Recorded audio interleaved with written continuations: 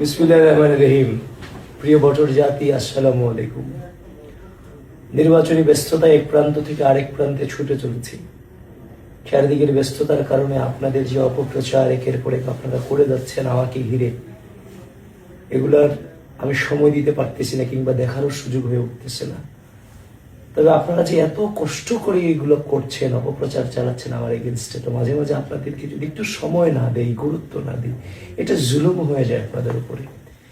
যার ফলশ্রুতিতে আপনাদের জন্য একটু বার্তা দেয়া, সেটা হচ্ছে যে আপনারা আমার প্রোফাইলে ঢুকে জনাব তারেক রহমান গণভোটে হের কথা যেটা বলেছেন, এটা তো অনেক আগেই আমরা বলেছি, এটা তো নতুন কিছু না।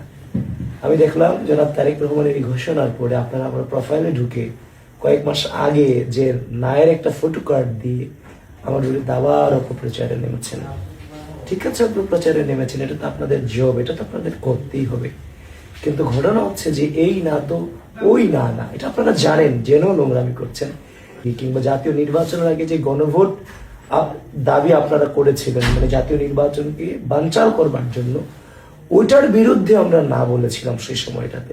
ওই নাকে কেন্দ্র করে বর্তমানে আপনারা যে অপপ্রচারটা চালাচ্ছেন, শুধু শুধু এই কামলা দিয়ে কি লাভ, কি যে পান, কি যে মজা পান, এটা আল্লাহই ভালো জানে।